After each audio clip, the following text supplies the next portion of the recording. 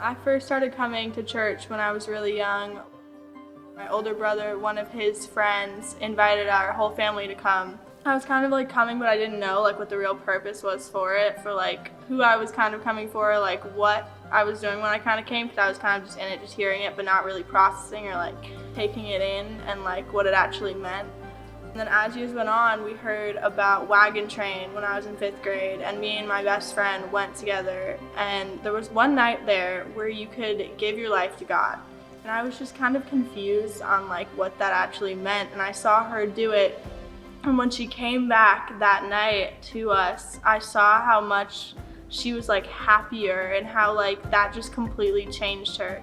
And I was like, wow, I really loved how that happened to her, and I wanted that too. So like as years went on throughout going to Hume, I wanted to do it, but I just didn't know when the right time was. And then finally, it was my first year at Meadow Ranch in 6th grade. It changed my life in a dramatic way, and it was awesome, to say the least. I saw how much I became happier and how much everything around me just was like lit up in a special way, to just see how like God's glory and his beauty and like everything he does around us is just amazing. And it was just so awesome to see and like have this new mindset of just like glorifying God every single day.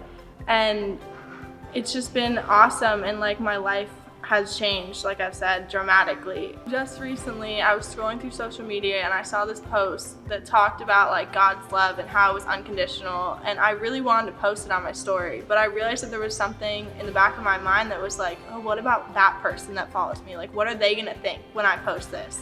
And I was thinking about it, and I was like, why am I seeking for this person's approval when the only person's approval that matters is God's? And then 2 weeks later in small group, we end up going over Philippians. And in Philippians 2, it talks about how Paul, even in jail, when he was like persecuted and had to go into jail for like following God, he still had a faith in God and still believed and prayed to him. And I was like thinking about that and how that really connected to me, and how I was just seeking the approval of this person when I should have been more like Paul, and I should have been like, no matter what, their approval and their opinion on what I post shouldn't matter. It's only God's, and I should be glorifying him no matter what. And that was just a very click in my mind of who I was really living for.